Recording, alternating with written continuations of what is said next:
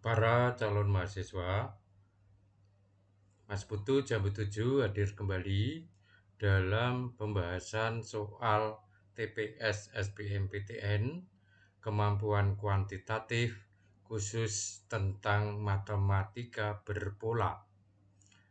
Matematika berpola adalah tes matematika yang berisi angka yang disajikan dalam bentuk gambar, diagram, tabel, dan lain sebagainya dengan pola tertentu.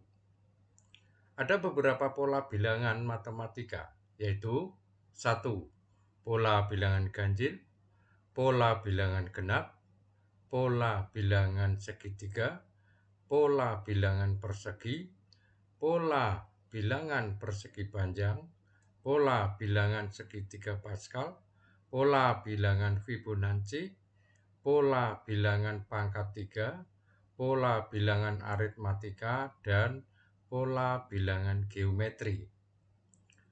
Tips dan trik menyelesaikan tes matematika berpola yaitu 1. Tips ini berisi tentang penyelesaian tes matematika berpola.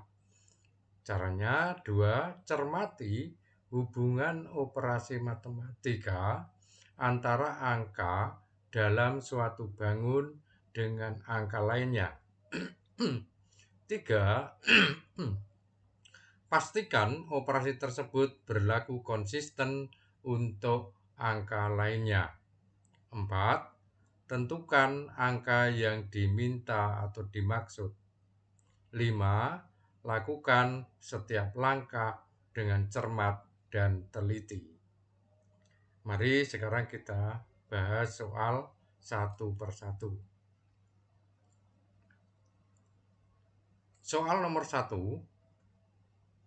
Cermati matematika berpola berikut ini. Ada dua kotak atau dua segi 6, R dan S. Di dalam segi 6R ini ada segi 6 dan lingkaran dan angka 8, 12, 32. Pada segi 6 satunya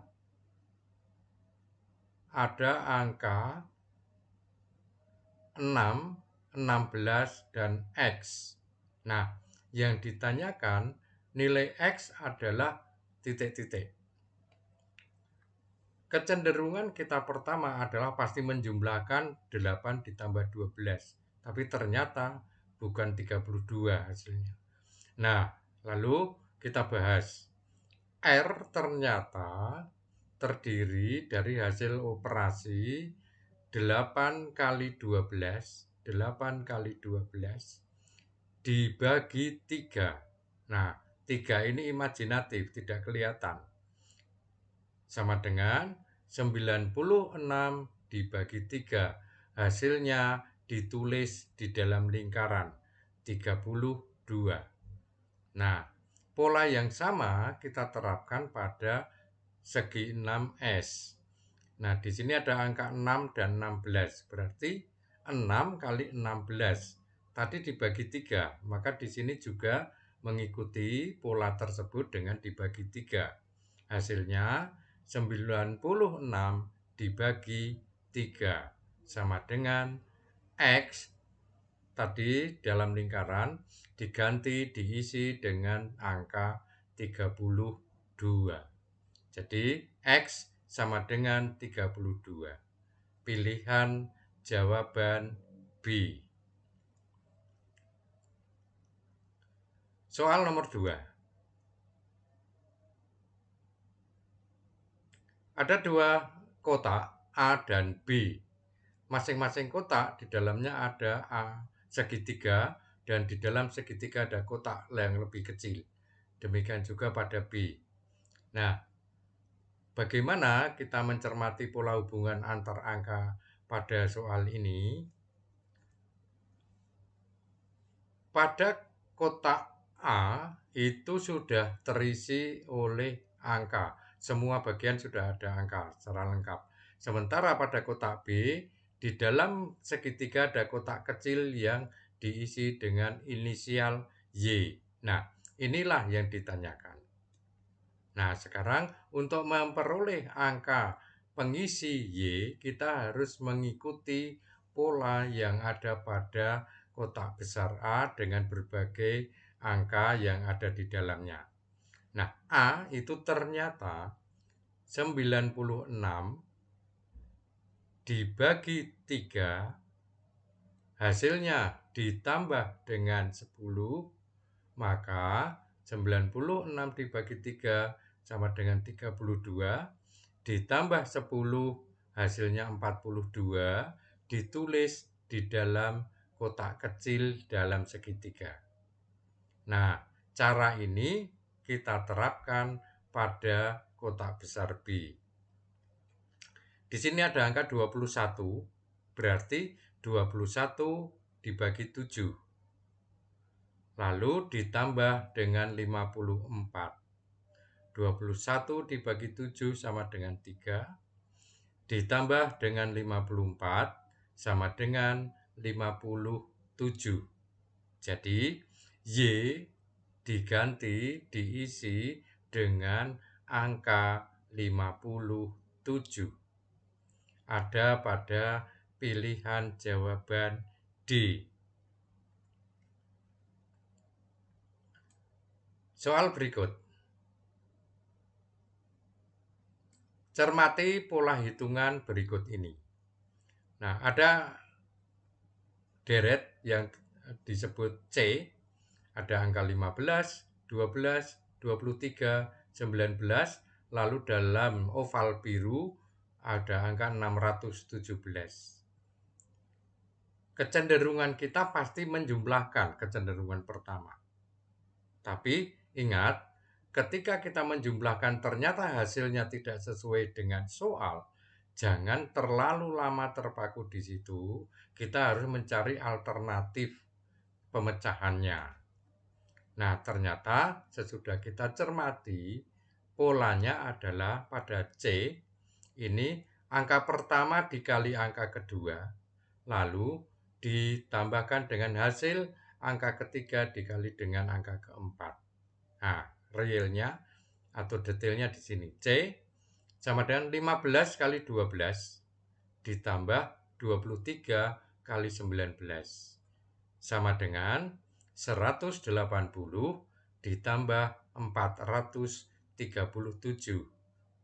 Ketemunya 617. Sesuai yang tertulis dalam oval biru. Nah, pola yang sama kita terapkan pada deret D. Berarti 14 kali 13 ditambah dengan 18 kali negatif 11. Hasilnya 182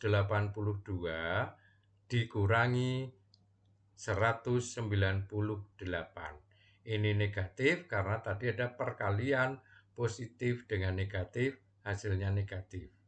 Nah, 182 dikurangi 198, hasilnya negatif 16. Ada pada pilihan jawaban A. Soal berikutnya.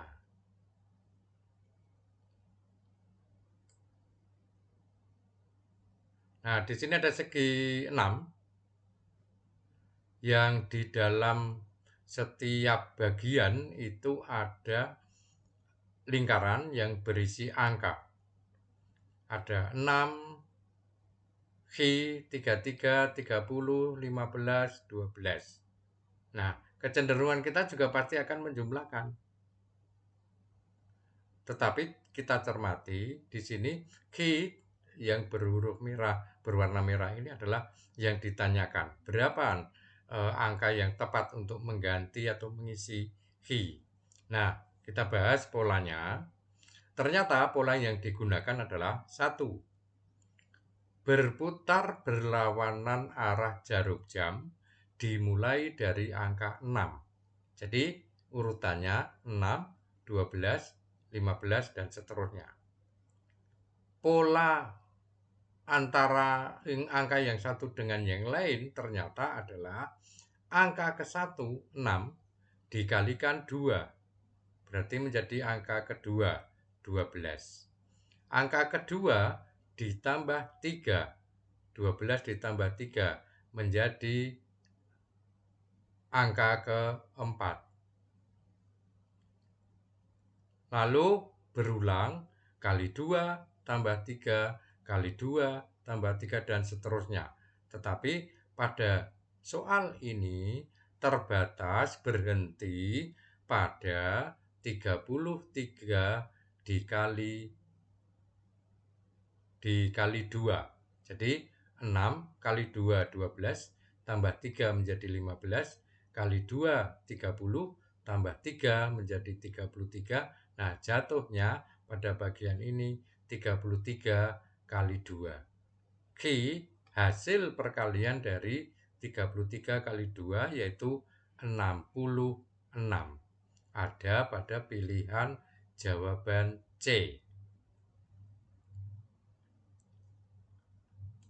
Soal nomor 5. Nah, ada dua kotak besar, E dan F. Di dalam kotak besar ini terdapat beberapa bangun atau kotak dan oval. Nah, pada bagian E ada angka 64, 21, 17, 5. Pada bagian F ada angka 72, R, 12, 9. Nah, yang ditanyakan adalah nilai R yang tepat adalah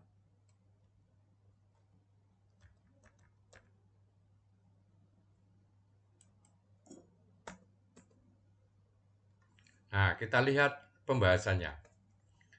E ternyata adalah polanya 17 kali 5, angka yang ada di bawah, dikurangi 21. Jadi ini operasinya dari bawah ke atas.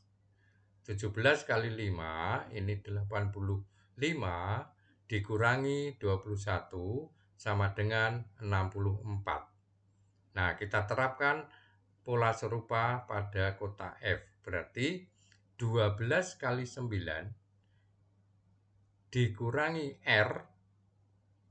Nah, 12 kali 9 sama dengan 108. 108 dikurangi R sama dengan 72. Maka R sama dengan 108 dikurangi 72 sama dengan 36. Ada pada pilihan jawaban E.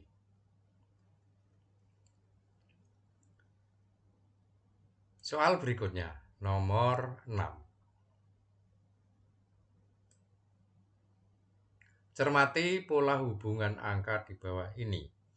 Ada dua kotak besar G dan H.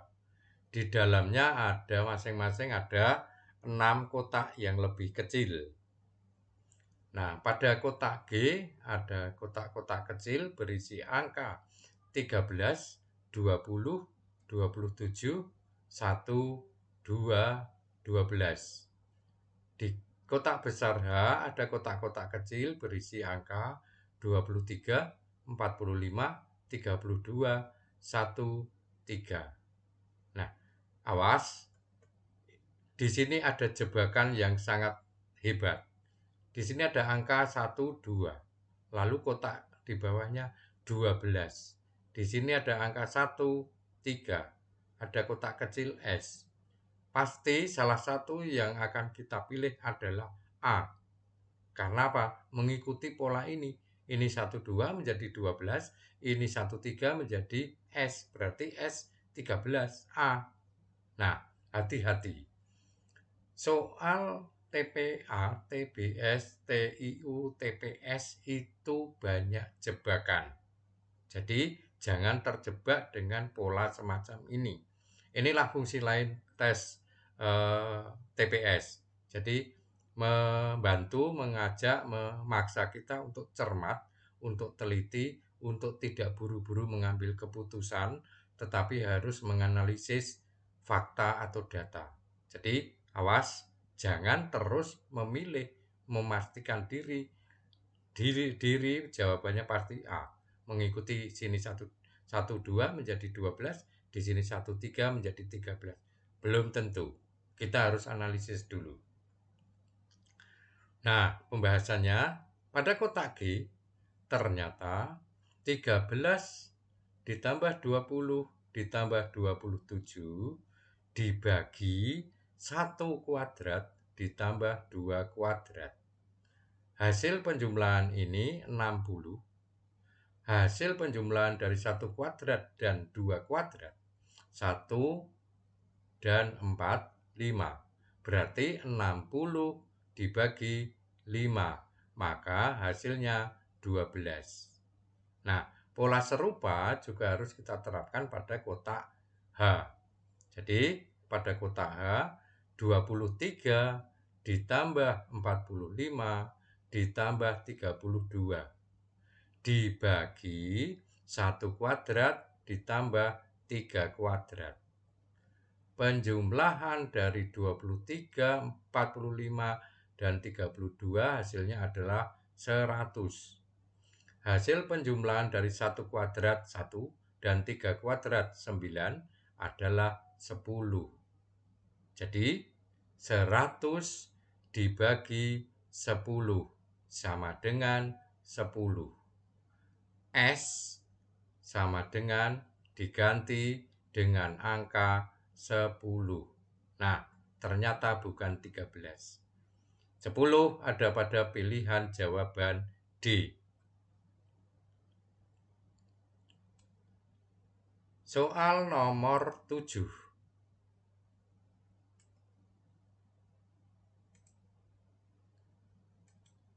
Cermati pola hubungan antar angka berikut ini. Ada 32, 34, 37, T, 49, 60, 73, 90, U, 132, 161, 192. Nah, pola hubungan antar angka pada soal ini adalah 1. Berputar searah jarum jam dimulai dari angka pertama yaitu 32. Berputar searah jarum jam, jadi ke kanan. 2. Setiap angka memperoleh penambahan bilangan prima. Maksudnya 32 ditambahi dengan bilangan prima. 34 ditambah dengan bilangan prima menjadi 37 ditambah dengan bilangan prima berikutnya menjadi T. T ditambah dengan bilangan prima berikutnya menjadi 49. Nah, nomor 3, bilangan prima terkecil. Nah, bilangan prima terkecil itu berapa? 2. Ditambahkan pada angka pertama, jadi pada 32. Maka 32 ditambah bilangan prima terkecil, yaitu 2. 32 tambah 2 sama dengan 34. Nah, 34 ditambah dengan bilangan prima kedua. Bilangan prima kedua adalah 3, menjadi 37. Nah, demikian seterusnya penambahannya dengan bilangan prima sesuai dengan urutan bilangan prima. Nah, maka T adalah hasil penambahan 37 dengan bilangan prima ketiga. 37 bilangan prima ketiga adalah 5. Maka 37 tambah 5 sama dengan 42. Nah, T sama dengan 42. Lalu ditambah dengan bilangan prima berikutnya, yaitu 7 menjadi 49, ditambah bilangan prima berikutnya 11 menjadi 60, ditambah 13 menjadi 73, ditambah bilangan prima berikutnya 17 menjadi 90, dan 90 ditambah bilangan prima berikutnya, yaitu bilangan prima ke-8 adalah 19. 90 tambah 19 sama dengan U, sama dengan 109. Jadi U sama dengan 109. Nah, ini boleh dilanjutkan, boleh tidak, karena yang kita cari T dan U sudah kita temukan dalam tes, saya kira tidak perlu dilanjutkan karena akan membuang waktu. Mengapa? TPS itu ada pembatasan waktu. Jadi, sudah kita temukan T 42, U 109. Ada pada pilihan jawaban B. Soal nomor 8.